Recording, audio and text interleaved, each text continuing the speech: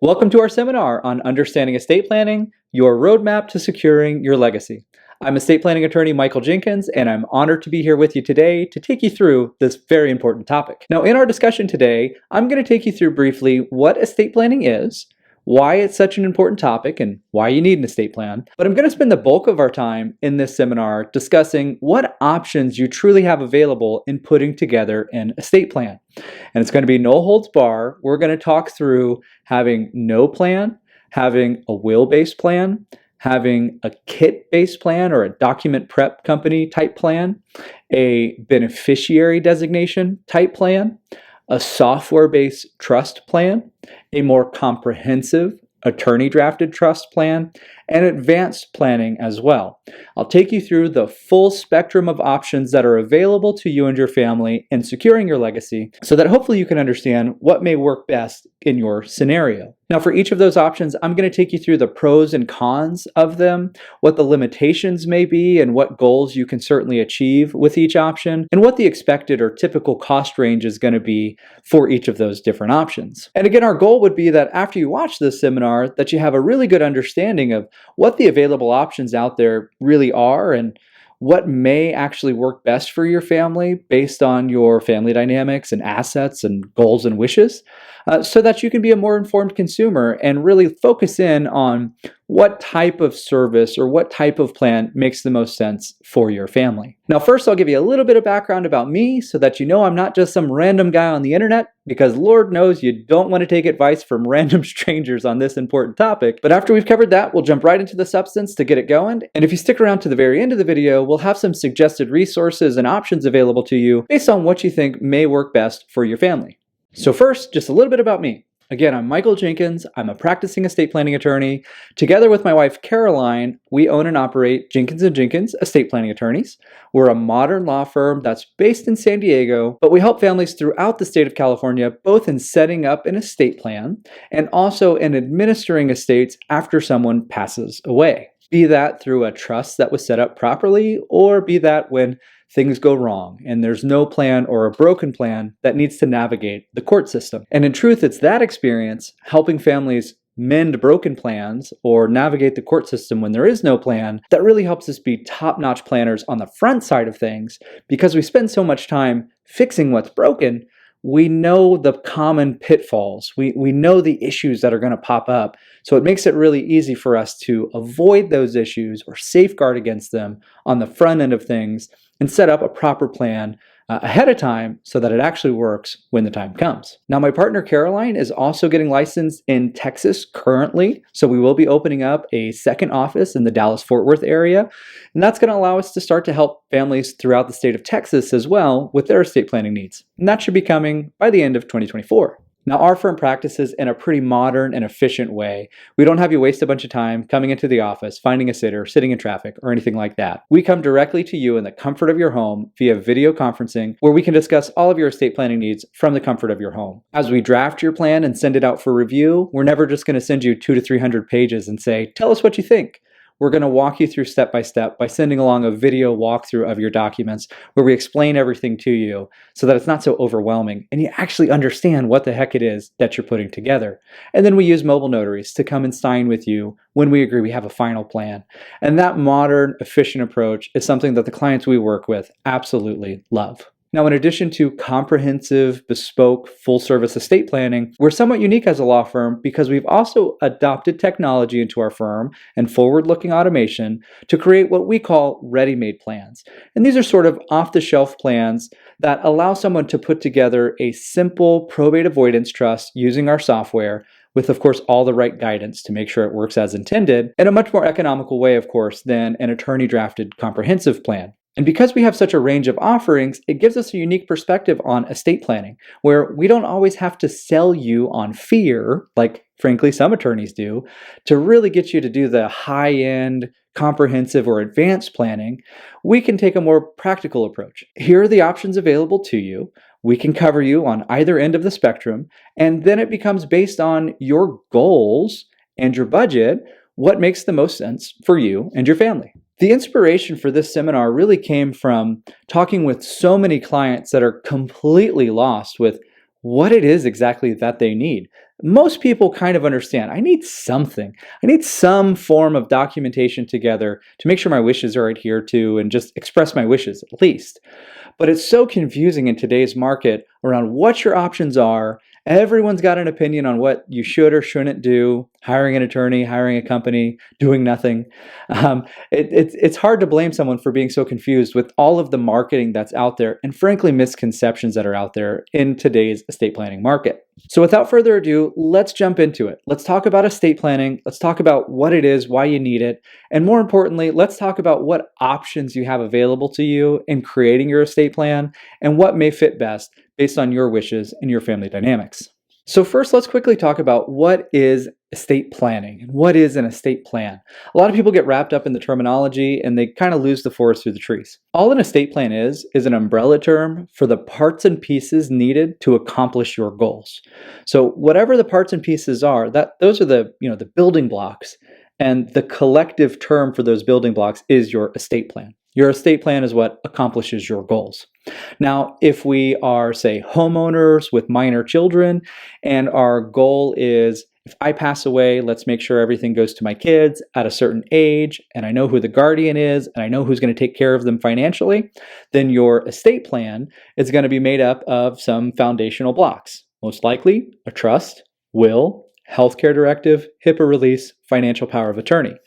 Those are kind of the building blocks that we collectively refer to as your estate plan.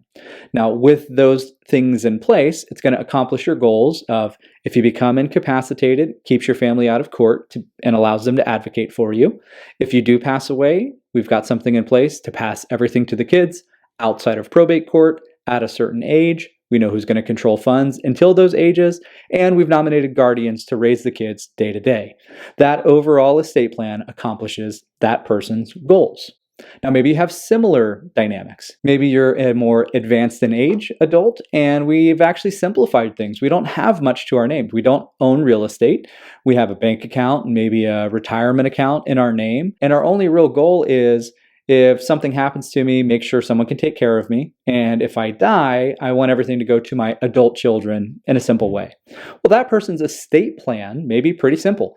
It may be powers of attorney, so healthcare directive, HIPAA release, financial power of attorney, for incapacity planning so that we can advocate for them if they ever become incapacitated. And instead of a trust, maybe we're just going to use beneficiary designations for the bank account and the retirement account, which will name the kids as the direct beneficiaries. And with that simple estate plan in place, that person's goals are accommodated. We are staying out of probate court for incapacity, and we're passing everything on to the kids by way of beneficiary designation in a very simple estate plan. Now, the parts and pieces that you need, of course, will be dependent on the goals that you have, the assets that you have, and family dynamics. What it is we're trying to do with an estate, what we need to protect against, and what the inner workings of our beneficiaries are, and any kind of nuances or quirks there. For most people, though, a foundational plan is going to have kind of the same common footings. If I become incapacitated, let's make sure someone can advocate for me, and I've given them guidance on what I would want, and I know who it is that's going to be advocating for me. If I do pass away, let's make sure that what I have stays out of court, goes to the people of my choosing, hopefully in an optimized fashion, if that's your wish. And of course, if I have minor children, let's make sure that I take care of them, keep everything out of court, and make sure I know who's going to raise them day to day. That's typically going to be a foundational goal for an estate plan. And then beyond that, it just really depends on your family dynamics. Do we need to protect a beneficiary from themselves? Do we want to protect a beneficiary from outside forces like divorce or creditors or bankruptcy? Do we need to protect a beneficiary from, a government benefits situation and safeguard those government benefits? Do we need to do more generational planning because of the dynamics at play? Do we need to look at asset protection or estate tax planning or elder law planning and use some advanced techniques to accommodate our wishes? Again, everyone's estate plan is going to be somewhat different. The parts and pieces that make it up will depend on their ultimate goals, but collectively, whatever is put together for that person to accomplish their goals, we call that their estate plan. And the process to get it all put together is estate planning. Now, why do you need an estate plan? Why should I care, right? It should start to get kind of self-evident after the conversation about what estate planning is, but ultimately, it really boils down to you need an estate plan to keep your family out of the court system during two phases.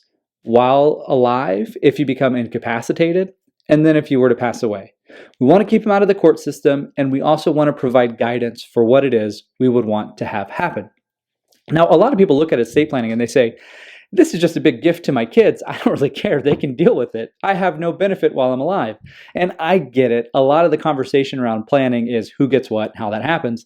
But it's not exactly true. You do get a personal benefit from estate planning. And that really comes in the form of, if you were to become incapacitated, you know, because you've taken the time to nominate, you know who's going to step in. You know who's going to advocate for you medically and financially. You've made your wishes known, so it's not going to be a guessing game, and your true intent and your true wishes will be followed. And then, of course, if we pass away, again, we've made our wishes known. We know that what we've put in our estate planning documents is what's going to happen, and we've put together a plan to keep our family out of court, avoid the infighting, and again, make sure our wishes are adhered to.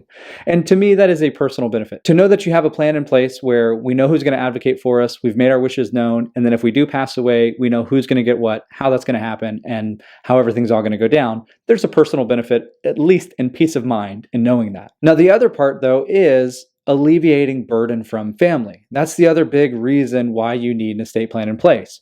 We want to alleviate the burden on our family or on our loved ones for having to go to probate court if we become incapacitated, and involving the courts in medical and financial decisions because there's no plan in place ahead of time. It's just a big time, money, headache, and huge burden on your family. And then again, if we pass away, making sure that we have our wishes known so that our family isn't tied up in the court system and guessing about what it is that we would want. And sometimes it's avoiding frustration because your family may very well know that you wouldn't want your property to go this way, but that's what we have to do because it's going according to generic law because you don't have a plan in place. So personal peace of mind and avoiding burden on our family are really the core reasons around why you need an estate plan in place. Now that we know we need an estate plan in place, let's talk about the core substance of this seminar. What are the options that you have available in putting together an estate plan? And I'm going to take you through 7 different options. We're going to talk about no plan, a will-based plan, a kit-based plan, beneficiary designation plans, software-based trust plans, comprehensive attorney-drafted trust plans, and more advanced planning. And I'll take you through the pros and cons of each, talk about the limitations and what goals can be achieved with each, and the expected cost for each approach. So first, let's talk about no plan. And that may seem kind of weird as an option for putting together an estate plan, but believe it or not, there are people out there who actually contemplate this, and after evaluating all their options, they choose to do nothing. So having no plan is an available option to you. If you do not take the time to put together an estate plan, the good news is the government has a plan for you. Never fear, I'm from the government, I'm here to help. Not words that many people want to live by, but some people choose to do it. Now, if you don't have a plan in place and you become incapacitated, then your family can go to probate court for a conservatorship or guardianship over you. That will allow them to advocate for you financially and medically, and there is a mechanism through the court system, if you have no plan in place, to allow someone to step in and advocate for you. Now, similarly, if you pass away and you have no plan in place, the government has a plan for you. It's through what we call intestate succession. That means you have no plan in place. We're going to follow intestacy laws to determine who gets what. Now, that's done through probate court, where we go to probate and a judge will decide who gets what based on generic laws and family dynamics at that time.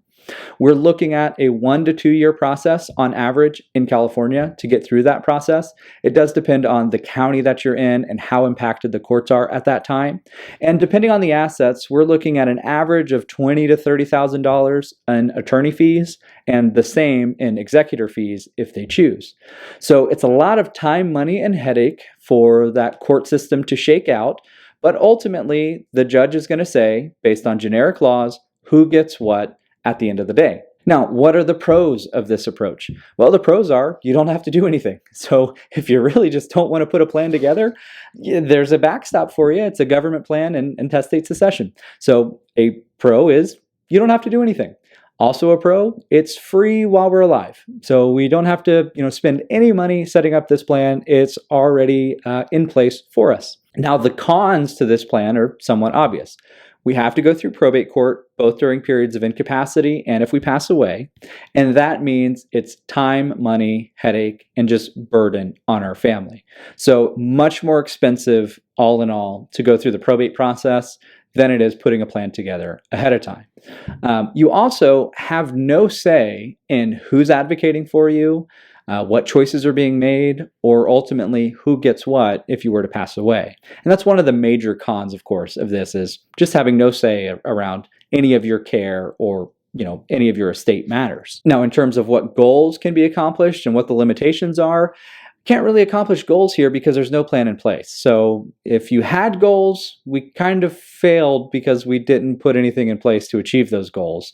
And the limitations, again, there's going to be no flexibility with who gets what or how that happens. We're just applying generic law to determine who gets what if we have no plan in place. Now, as to cost, it's free while we're alive, but our post-death or even incapacity administration costs are massive, by far the most expensive.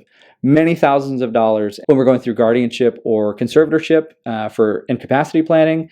And then after we pass away, tens of thousands in probate administration fees or state administration fees if there's no plan in place. So the cheapest while we're alive, by far the most expensive after we pass away. Who's it right for? Not many people, to be honest. In my opinion, it's very rare that having no plan in place is going to be your best option. Would not recommend it, frankly, to anyone, especially given the 6 other options that we're going to talk through. Believe it or not, it's actually not the worst plan when things go wrong or when there's a broken plan. So sometimes we actually wish someone didn't have a plan in place because what they put together, I'm really talking about kit-based plans, getting ahead of myself here, but what they put together is so bad. Sometimes we do wish there was no plan in place. But again, when we're looking at putting together a good plan versus no plan, a good plan is always going to outweigh no plan, hands down. Next up, let's talk about a will-based plan. And in my experience, a lot of people gravitate towards a will-based plan because it's easy to understand. I think is fundamentally what it is. They've heard of it before. They understand the concept of a last will and testament. I'm going to write down my wishes, and that's what's going to be followed should something happen to me. So a lot of people that we talk to think they need a will-based plan, and in reality, that may not be true. Now, with a will-based plan, we have the pro of our wishes being spelled out. So we've said who gets what if we pass away. We've said who's going to take care of these wishes and the executor. And if we have minor children, we've nominated our guardians for who's going to take care of our minor kids. God forbid something happened to us while they're minors. And when we compare that to no plan, this is huge. We are leaps and bounds above where we were with no plan. Now the con, the real big one to a will-based plan is wills still go through probate court. And that's a huge misconception out there. A lot of people assume if they have a will in place, especially in a simple scenario, like everything goes equally to my kids. A lot of people assume if I have a will in place, it's going to somehow subvert the probate process. And that's not true. Wills still go through probate court. The pro is a will is going to tell a probate judge what our wishes are. And the probate judge and the probate court are going to follow those as long as the will is valid. That's a huge pro because we've expressed our wishes. We know who's going to get what, and we've laid out our terms. The con is we still have to go through the same probate process. Now, there's a little bit of split here depending on what location you're in. In some states, having a will over no will is actually going to make the probate process easier.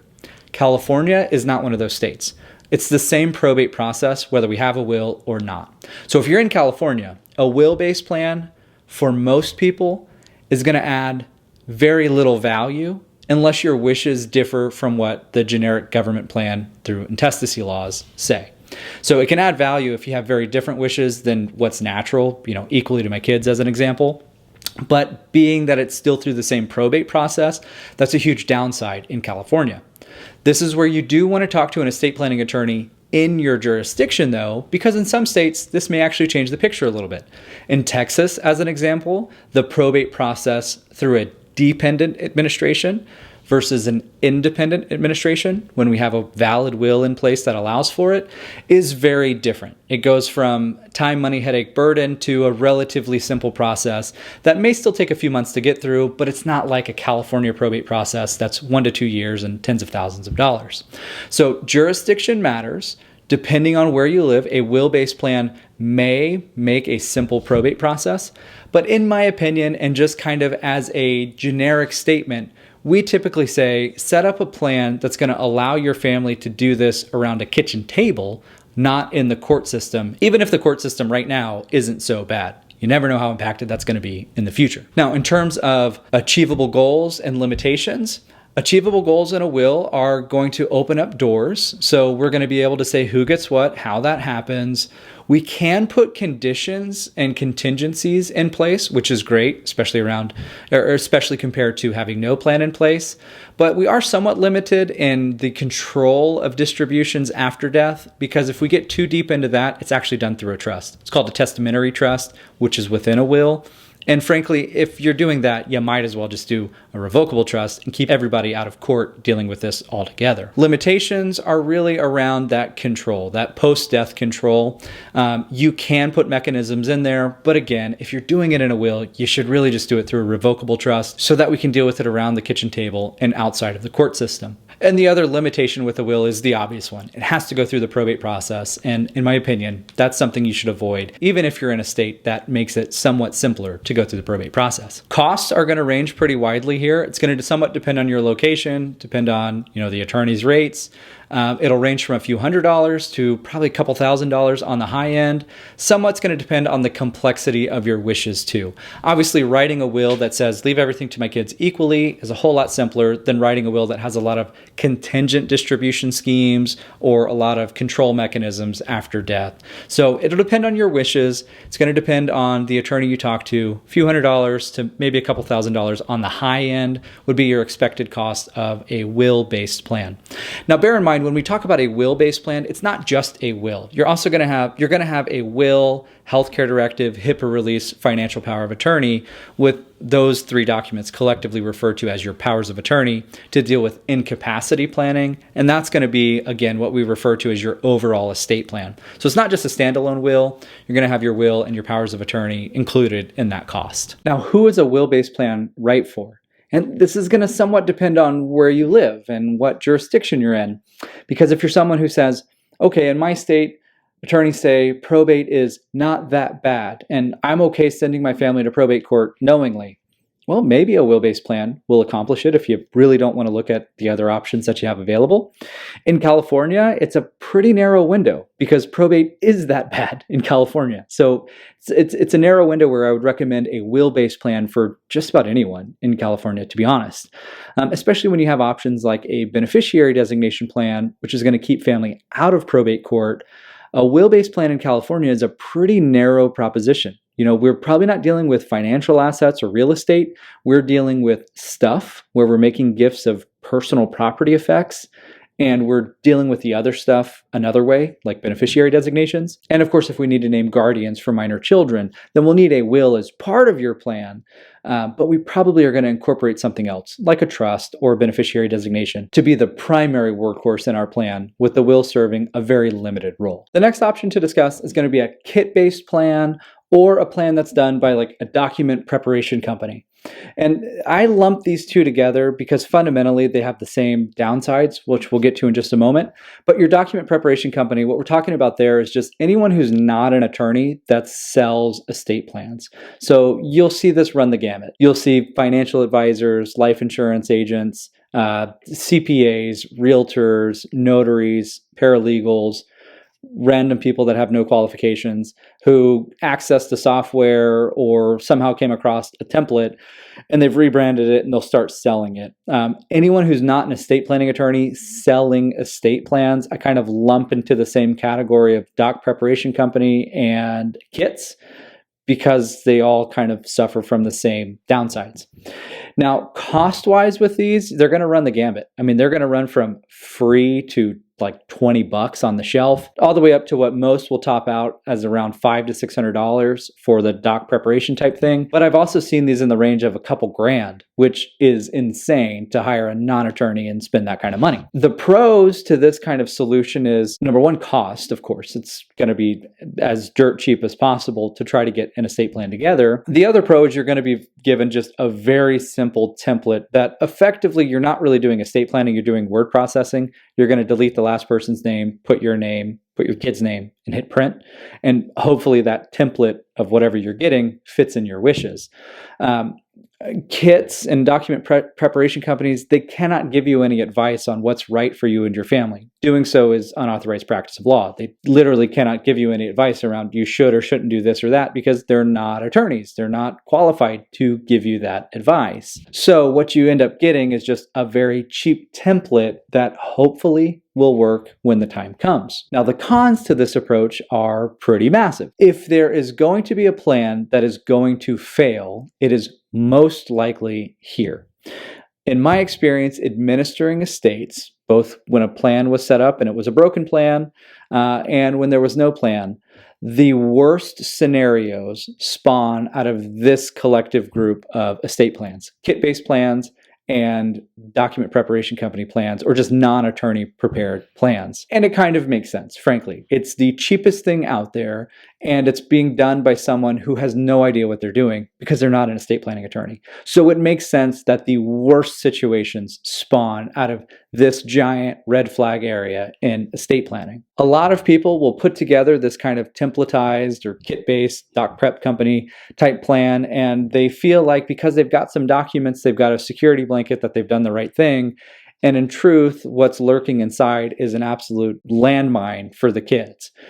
Most commonly, the plan was never actually funded as needed, so we never actually put property into the name of the trust. That's by far and away what happens, where we've got a bunch of documents that can't do anything, and depending on exactly what's in the documents, they may be completely worthless, and we have to go through full probate court.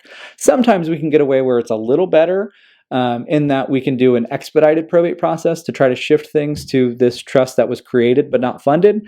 A lot of times, though, we end up just having to go through full probate court because the documents themselves are not sufficient. The bigger piece to these plans is when something is inserted into the plan that has no business being there. Usually, it's someone who is practicing unauthorized practice of law and they're trying to get too fancy with their documents. They're not estate planning attorneys that have dealt with issues in the administrative phase. And again, they have no idea what they're doing. So what they write in, the contingency that they write in, or the purported gift that they write in is what throws a landmine into the administration. Often we'll end up with tax consequences that are unforeseen, or it'll end up in a big fight around who gets what, how that happens.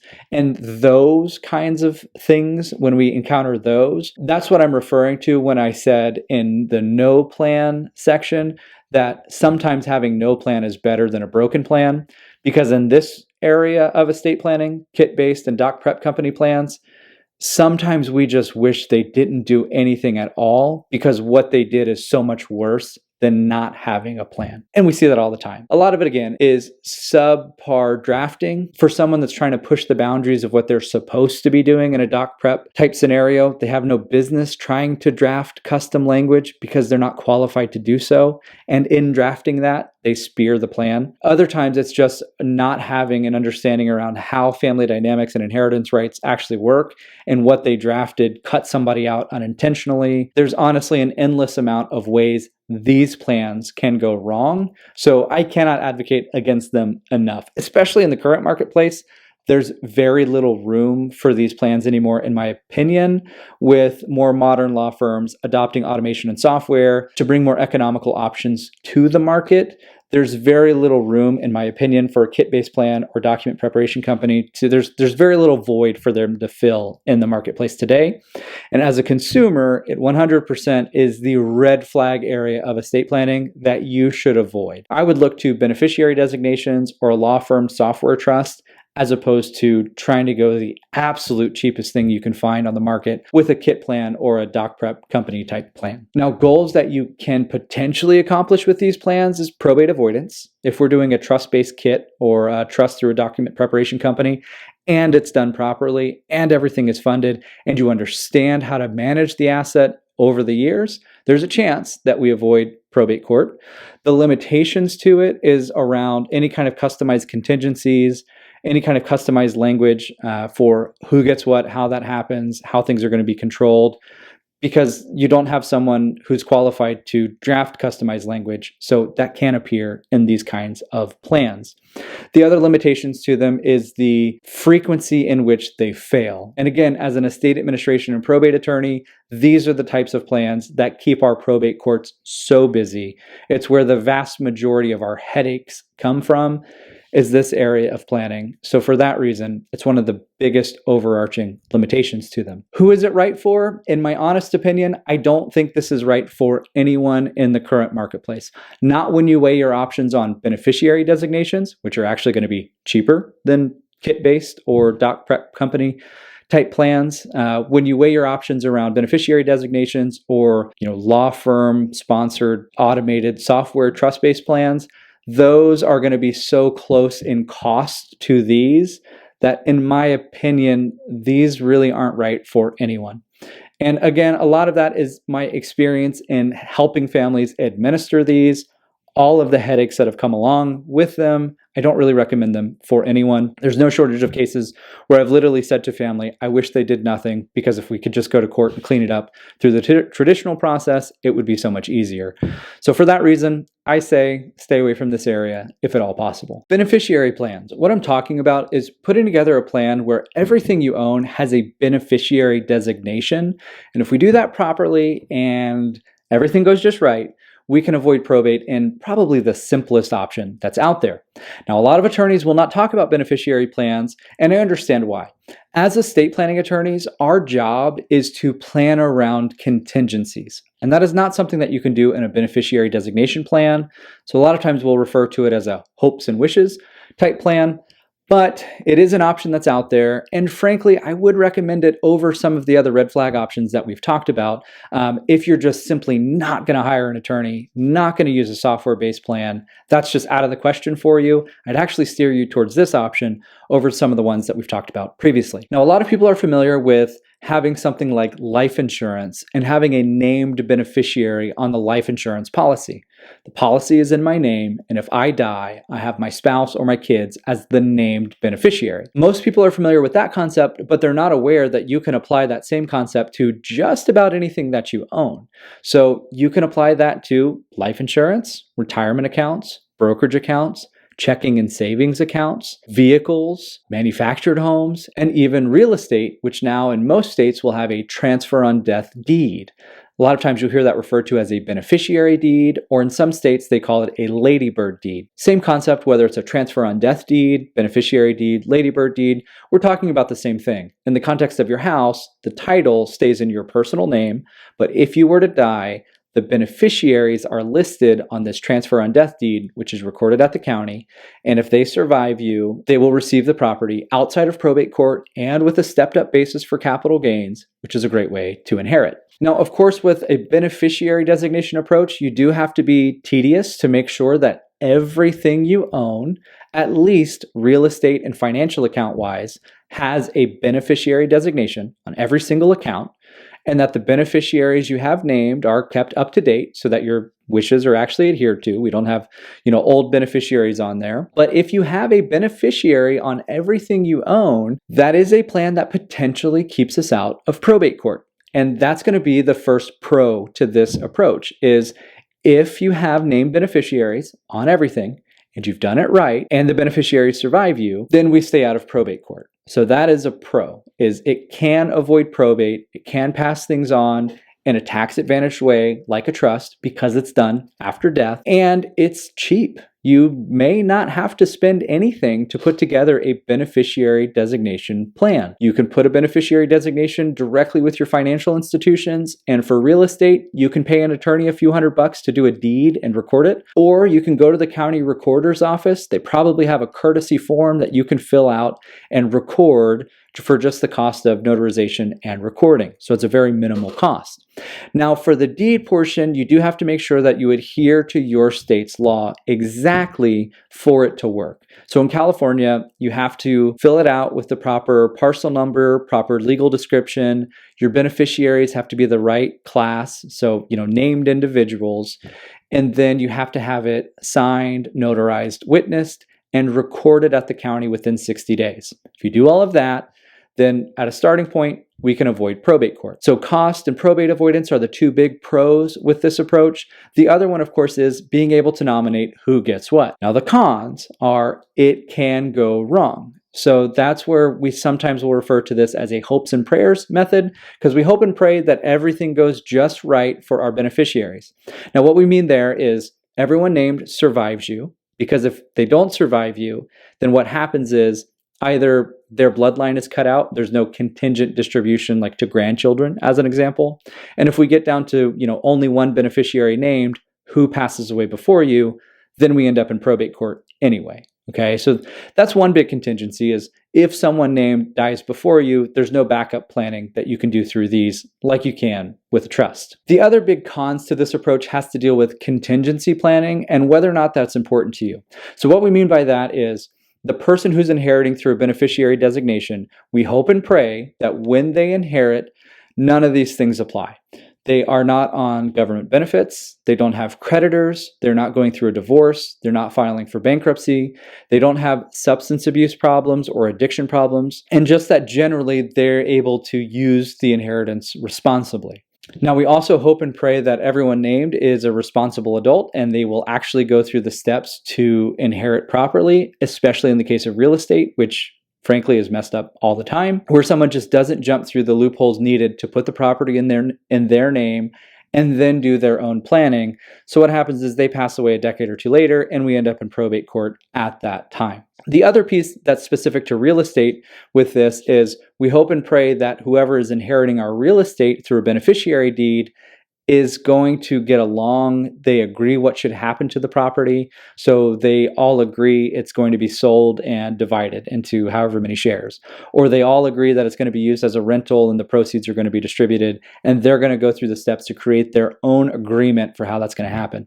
Or they agree that one person's going to buy out the other and this person's going to live in it. There's no contingencies in a beneficiary deed to deal with post-inheritance issues. And everyone is kind of on the same playing field. They've all got to agree, which in a multi-beneficiary situation can be difficult, to say the least. Whereas with a trust, you can address all of those issues in a way that's going to avoid post-inheritance infighting. So the cons, again, are really around contingency planning. There's no contingency planning. We hope and pray that everything goes exactly right and that we stay out of court and that nobody has any issues with the inheritance. Anecdotally, it can work just fine if the stars align.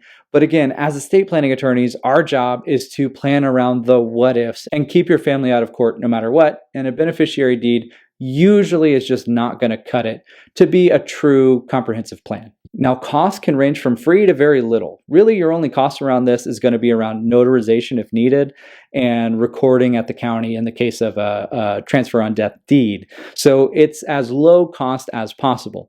And for that reason, a lot of times we'll recommend this option over the kit-based or non-attorney document preparation company, because the things that can go wrong here are generally a lot less than the other scenario that we discussed earlier. Who this is right for? This is for someone who just in no world are they going to hire an attorney or use a software-based plan to put together a trust. They've just, for their own personal reasons, decided, I'm not going to do it.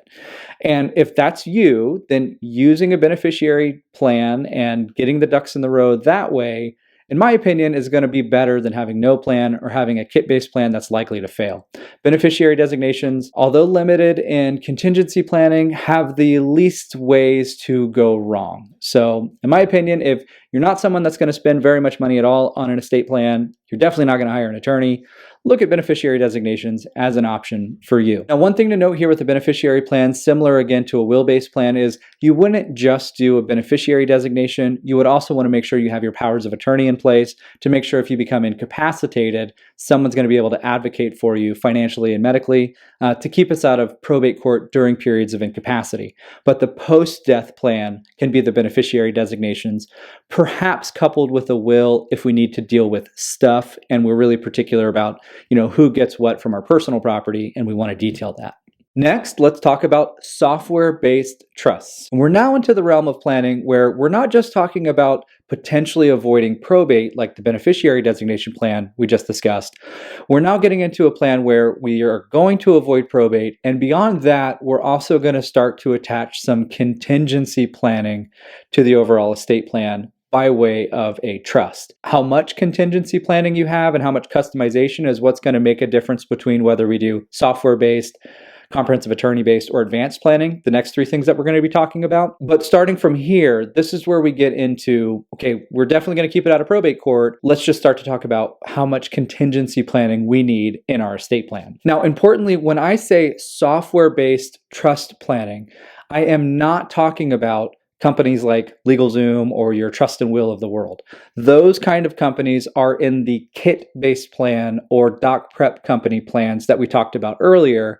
All of those are still squarely in the bright red warning area of estate planning that you generally want to avoid. What I'm talking about is a very new era to the estate planning world, and it's law firm attached, automated, simple trust for probate avoidance.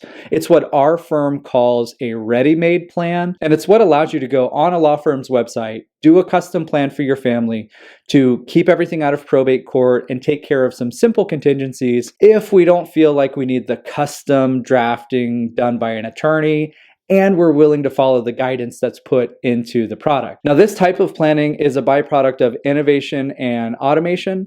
Our firm is on the forefront of adopting this kind of service into our law firm, but ultimately we can thank third-party software companies. Our favorite is one called Gavel that allows attorneys of all different kinds to productize some of their services in a way that's economical for the consumer without losing the important guidance that needs to go along with that product or service. Now, ultimately what this is a law firm like ours creates an offering where they allow you to go through an online questionnaire and they insert guidance into that questionnaire for this is what we're asking, this is what we're looking for every step of the way as we go through. Here are some common scenarios to help you answer the questions. But you work through the questionnaire on your own, and based on your entries in the questionnaire, your estate planning documents are automatically generated on the back end. Now, depending how the law firm sets it up, once you're through the questionnaire, you're generally going to get draft documents along with a review video where the attorney that's actually responsible for putting together the plan is going to go through and explain exactly what the heck you created in the questionnaire so that you actually understand what the trust you created and overall estate plan says. And from there, you can make sure that your entries are correct and communicate with the support staff. And when everything looks good, your plan is shipped right to your door, along with guides on how to execute your plan, how to fund your trust, and in our case, we'll actually take the additional step of making sure your home gets put into the name of the trust for you at the county recorder.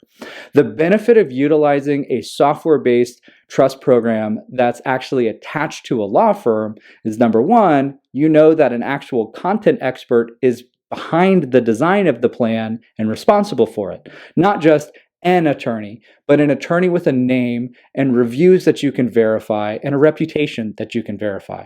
Number two, you're going to have all the needed guidance in this kind of plan to make sure that you understand your plan, you know how to make sure it works as intended, and that everything gets put into the name of the trust properly.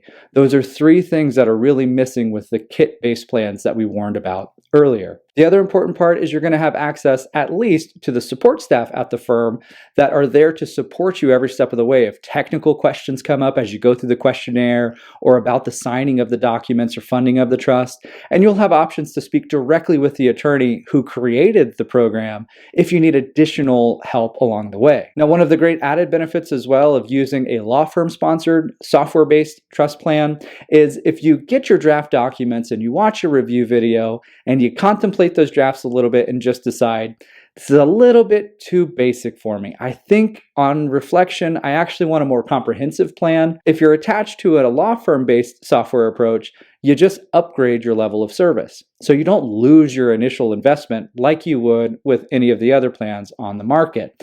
If you want to upgrade to a more comprehensive bespoke attorney drafted plan, you just pay the difference and you're not out your initial investment. So some of the pros to a software-based trust plan that's through a law firm is it's going to be much more economical, of course, than a custom drafted plan. You're generally going to get a pretty solid probate avoidance trust plan for under $1,000, including moving your property into the name of the trust, which is a huge aspect that people don't think about with some of the other kit-based plans. Now, beyond just cost, though, another pro of this option is not only are we going to avoid probate court, but we're going to start to provide for some contingencies. So in a software-based plan, depending on which one you choose, you're at least going to have statements in the trust-based plan that say, if this person passes before you, I want their share to go to their children or their descendants at a certain age, or maybe I don't want that. Maybe I just want it to go to the other named beneficiaries. And then you're also going to be able to add a contingency layer to, if everyone named has passed away, do I want it to go to my next of kin? Do I want it to go to charity or an organization? You're going to start to get into at least a low level of contingency planning, whereas you have none of that available in just the simple beneficiary designation plan like we talked about before. Now, other pros with this approach is you're going to be able to do some contingency planning around minor children. So if we have a minor who's inheriting, we don't want them to inherit as a minor. So we'll put age-based distribution schemes. Maybe they inherit everything at 25, or maybe they inherit a third at 25, a third at 30, a third at 35. We can start to put those kind of provisions into the plan. We can take care of all the kids' needs while they're minors, so their guardian doesn't have to come out of pocket to raise them day to day. We can protect someone who's inheriting that's on government benefits in many of these plans. We'll at least have some standard provisions to at least catch some of the what ifs that can come up in a trust administration. Now, it's not going to be as comprehensive around the what ifs like a custom attorney drafted plan, but it's far and away better than just a simple beneficiary designation plan like we talked about previously. Another pro with this plan as it relates to options like our law firm's ready-made plans is you're actually going to get the guidance needed to make sure you understand your plan, you know how to manage property in the trust, you know how to get future property into the trust so that your plan will actually work as intended. Cons to a software-based trust plan. The first is really just going to be cost. It is more expensive than just beneficiary designations alone, but it comes with a whole lot more contingency planning and a whole lot more likelihood that everything works as intended. And it's nowhere near the cost of a custom drafted attorney plan. So in my opinion, while cost is a con, it really becomes a cost-benefit analysis. And if the added contingency planning feels right for you, or certainly if you have minor children, you shouldn't be doing beneficiary designations, you need a trust. The additional cost of this type of plan, in my opinion, is far worth the added benefits you get with any trust-based plan. Now, the other cons are really more limitations. So the limitations of a software-based trust plan, in my opinion, are really twofold. The first is you don't want to try to squeeze really complex wishes into a software-based trust plan because the software-based plans are just not designed to take complex distribution schemes. Things like if this, then that in the inheritance. So if my estate is worth this amount, then I want it to go this way. And if my estate's worth this amount, I want it to go that way. Really not something that you should try to squeeze into a software-based plan, or control or contingencies on the distribution. So you can only inherit if these types of things are accomplished. You wouldn't want to try to pigeonhole that into a software-based plan because it's really just not built around that kind of planning. Honestly, you need a lot of guidance around contingency planning. That's where you just need to pay an attorney to do it, not use a software that's designed to do a really simple plan. The limitations are also going to be if someone just can't follow instructions. And that may sound silly, but we honestly see it all the time. If you're just not willing to follow the detailed instructions on how to sign your plan, how to fund the trust, and how to manage assets going forward, and you just know that you're going to need a little bit more hand-holding, it's worth every penny of hiring an attorney to give you that custom guidance around your scenario and to be there to answer any and all questions that you may have. So those are the big two limitations around software-based trust plans. Don't try to squeeze in complex wishes because it's not designed for that. And make sure you can actually follow the program and follow the instructions, whether it's written or video. It's provided in both. Now, who is this type of plan right for? In my opinion, our ready-made plans or a law firm-driven software-based trust approach is going to be perfect for someone like a young family who has a child or has a couple kids. Maybe they're still growing their family. That's fine too. And they bought a home And they really want to make sure that, God forbid, something happened to them, that their kids are going to go to the people that they name, their guardians, that their house is not going to end up in probate court, that everything they own is going to be set aside for the kids until a certain age, and they'll be able to nominate who's going to control the funds for the kids until that age. So we're really trying to avoid probate court, set something aside in a simple fashion, like equally to my kids, expresses my actual wish, and I don't want it to be more complex than that, beyond, age-based restrictions. That's the perfect person to use a software-based trust program, because they're really getting a foundational plan in place that's a break glass in case of emergency. Maybe they're in their 30s or 40s, and the likelihood of something happening to them is pretty low, but there's so much risk when we have minor children, we own property, that we want to make sure that we've got a plan in place. A ready-made plan is a perfect solution for that. Now, it doesn't have to be a young family. If your wishes can be deduced to a very simple statement, something again akin to, I want everything to go to my kids, and if a child passes before me, I want their share to go to their children equally, and I want everyone to inherit at, say, 35 years old, and I want this person to make sure the wishes are adhered to. You can use a ready-made plan to put together that kind of simple probate avoidance trust that has some minimal contingencies in there to take care of our family. Again, just make sure we're not prioritizing cost over quality. If we're someone who actually has more complex wishes, we just like the cost of a ready-made plan, and we don't want to pay an attorney to actually take care of the complex wishes. If you can let go of the complex wishes and just be fine with a simple plan, that's great. A ready-made plan can work for you. But if complex wishes are what you actually want, or maybe you're forced into it because you have complex family dynamics, we're in a blended family, or we need to protect beneficiaries against themselves or against some outside force like a divorce, then it's going to be worth every penny to pay an attorney to get a more comprehensive plan together for you in that kind of scenario. Your next option for setting up an estate plan, of course, is the comprehensive attorney-drafted sort of bespoke estate plan. It's what most people think about, in all honesty, with getting an estate plan set up. You talk with an attorney, you tell that attorney, this is me, this is what I have, this is my goals, and now you please create a plan that works best for my family. And really that becomes the relationship. You tell the attorney what's important to you, what your goals are, what the dynamics we're planning around, and the attorney then works with you to vet all the different options you have for how we structure your plan, and then we actually are the ones that go through and do the work. So we draft the plan, we fully explain the plan to you, where you're not just reading 300 pages and telling us what you think. We're really walking you through every step and holding your hand every step of the way. And then, of course, we're making sure the plan is actually going to work. So we're assisting directly with funding everything to make sure that the property gets into the name of the trust properly. You can reach out directly to the attorney that's assisting you at any time, both during the planning phase and after, to talk about how this may affect my plan, whatever happens to come up. You've got that attorney-client relationship, which is invaluable, to make sure that you get the right plan, and then of course that it works when the time comes. Now, cost of an attorney drafted plan is going to really depend on what you're setting up. And when you start calling around to different law firms and different attorneys to get pricing around a trust, a lot of people assume that a trust is a trust is a trust. And that's just not true, okay? Like we talked about with the software-based trusts that are really just focused on avoiding probate, a little bit of contingency planning, but that's really it. It's a very simple trust. A comprehensive attorney-drafted plan can be highly, highly complex, at least in the contingency planning and what it protects against. So if you call one firm that has a simple probate avoidance trust in mind, you might get one cost.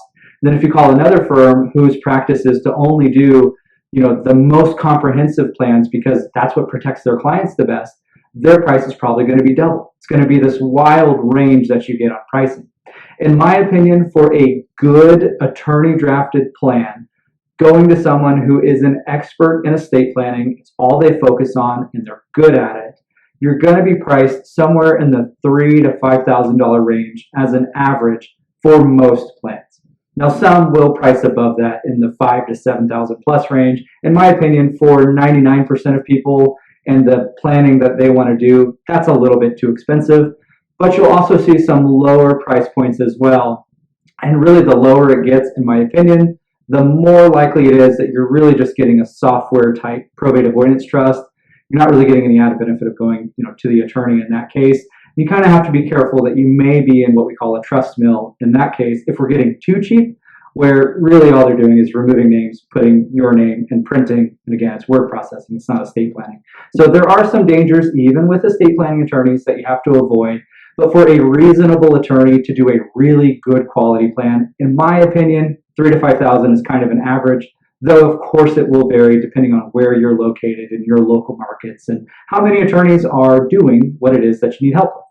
Now, cons of a comprehensive estate plan that's attorney drafted, of course, the biggest con is the cost. It is more expensive than a simple probate avoidance trust, more expensive than a will-based plan or beneficiary-only plan. But really, I mean, you're looking at, do you want quality or do you want cost? And you have to decide what is more important to you. If you're really just cost-driven, look at the software-based trust plans. Just don't try to have too complex of wishes with it. But if you want a more quality, comprehensive plan that's going to protect your family as much as possible, it's worth every penny to pay $3,000 to $5,000, depending on how complex those wishes are, to get that kind of plan in place for most people. Now, the pros of a comprehensive plan are a few. The first is you're going to have an expert whose job it is to guide you every step of the way in how we structure the plan. And what that looks like is, yes, you tell the attorney about you. You tell them about you, your assets, your children, any implications on inheriting, what's important to us to how they inherit. But when you're dealing with an expert estate planning attorney, it's going to be an interactive thing, and they're going to throw some questions out to you that are going to hit you from left field. In almost every design session that we have, I have clients saying, I've never thought about that. That's because it's my job. It's my job to bring out and flesh out things that you haven't thought about because I've seen it go wrong on the back end, and I want to help protect your family from that in your plan. So a pro is having an expert guide you every step of the way on what's important to you, yes, but here's some things you haven't thought about. Here's my ideas of how we're going to plan this based on your wishes to accomplish your goals. And then it's an interactive process of working together to really design and craft that plan that's bespoke to your family, to your wishes, and to your goals. You really can't value having that guidance. That's the whole reason you hire an estate planning attorney, in all honesty. Now, the other pro to it is if you go through an estate planning attorney who's going to hold your hand every step of the way, the chances that your plan work as intended when needed and that your family knows who they can call to get assistance are near 100%. If you work with the attorney and you engage in the process and you work with them to get your trust funded and you reach out to them if questions come up in the future, your plan is going to work. Okay, that's the whole point of having that trusted professional that you can lean on when questions come up in the future. And then having your children be able to call the attorney that drafted it should something happen to you and get help from them is also invaluable. And of course, another pro is just the comprehensive nature of any good attorney drafted plan. And what I mean by that is when you design the plan, you're going to go through every kind of life stage of the trust. So in a married couple, we're going to talk about how we treat property while we're both alive. If one spouse passes, we're going to talk about what that means in the context of your trust. Do we just keep it simple on the surviving spouse? Do we lock things up so that nothing can be changed and everything's set aside for the kids? Do we do a hybrid of the two? What makes sense around your family dynamics? We can insert remarriage protections into there. There's tons of options around, what happens when the first spouse passes. Very important to some people, not so important to others. Working through with the attorney to see what's important to you is important for that kind of contingency planning. The next thing, of course, is when both people pass, who's going to get what? But it's not just who gets what, it's a lot of detail around how that happens and what ifs. So we create a share for each beneficiary, but let's itemize what's going to happen if this person passes, their share goes here. Having all of the contingency planning that can be simple, but can be highly complex. Again, working through an attorney based on your wishes is going to be the best way to flush out that part of your trust. Beyond just saying who gets what, how that happens is where a comprehensive plan can shine. So rarely are we just going to say it comes out of the trust and goes to their name, period, and wipe our hands, kind of outright free of trust distribution. Most of the time, after we talk through options with you, people are going to gravitate towards putting more protections in their trust. So maybe we don't go as far as, locking everything up for generations for the beneficiaries, but maybe we say, hey, they can take it out of the trust if they want, but they don't have to. They could also leave it in the trust. And if they leave it in the trust, they're going to have some divorce protections. Maybe they have some creditor protections, depending on how we draft it. And maybe we put in there that if they're a lazy beneficiary and never do their own planning, and then they pass away, we're going to stay out of probate court in that scenario. We've got next generation probate avoidance built into the trust. We're going to put, more standard provisions in there where if someone's inheriting and they're on government benefits, that's a protected thing. Okay, we can put things in a supplemental needs trust to protect the beneficiary if we need. Maybe we put addiction and substance abuse provisions in there to protect the beneficiary from themselves. Maybe we put provisions in there on how real estate's going to be dealt with so that we don't have any infighting about who's going to live in the house. Is the house going to be sold, or is it going to be managed as a rental? We can be prescriptive in there to avoid post-inheritance fighting.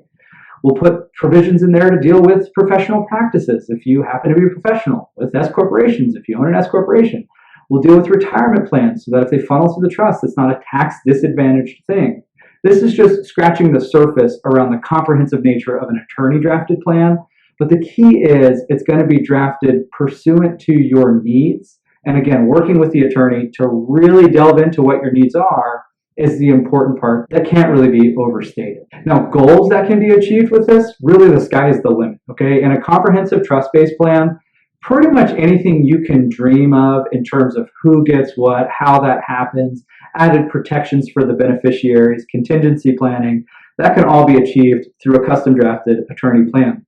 An estate planning attorney is the correct person to go wild with you drafting those contingencies. That's what we do. I'd say the only limitations to this level of planning really has to do if we have very niche goals that maybe we need to get into the final option, the advanced planning option. And that's going to be if we have wishes around, asset protection, we're over the estate tax limit and we need to plan around estate tax exemptions and really optimize tax planning. Or maybe we need to plan around benefits and we need to get into some elder law type techniques to make sure that we can qualify for long-term care and we're not burning through cash to stay in a nursing home. Those kind of niche planning would not really be in this level of planning and this cost range. It's going to be a little bit more than that. And we'll talk about that when we get to advanced planning next. One of the final things that we want to talk about is advanced planning. And we really put this in here to kind of differentiate the fact that a trust is not a trust is not a trust. So when you're calling around and talking about costs for trust, again, just depends on exactly what your goals are and how niche we're getting on our planning techniques. Now, from the top, I will say, if you don't have a comprehensive attorney drafted trust-based plan in place already, the likelihood that you'll jump right into advanced planning is very small. In my experience, most people will have the foundational level planning in place before they layer in additional techniques through advanced planning. Some people will just dive headfirst and do everything at once, but it's pretty rare. Most people will approach it gradually. They'll put the comprehensive plan in place with an attorney, and then as the years go, maybe they layer in different techniques depending on what it is they're trying to plan around at that time. When we say advanced planning, we're really talking about a few things. We're talking about asset protection planning, because that's very niche and it's very different than the foundational planning of probate avoidance and managing how things pass to the next generation. We're talking about estate tax planning. That means we are over the federal exemption, or if we're in a state that has a state exemption for an estate tax, we're over the exemption amount, and we need to bring upon some techniques to minimize or eliminate any expected estate taxes owed. And potentially we're into elder law planning, where someone needs to plan around benefits and being qualified for, most commonly, long-term care coverage, so that they don't have to pay the nursing home a bunch of money and they protect what they have and don't lose it all to the nursing home. It's the common story. Now, asset protection has many layers. It can be pretty simple, like using an LLC and insurance products in addition to a family trust to try to start to make different buckets for different aspects of your life. And if you're sued in one of the areas or one of the buckets, we don't have a wipeout event. It can also be very complex. Asset protection planning could also be utilizing techniques like irrevocable trusts that are situated either what we call onshore in states that are favorable to asset protection, like Wyoming or Nevada, or offshore, where we're looking to an international jurisdiction to really provide a safe haven for our assets. Asset protection is super niche planning and should never be done without an asset protection attorney.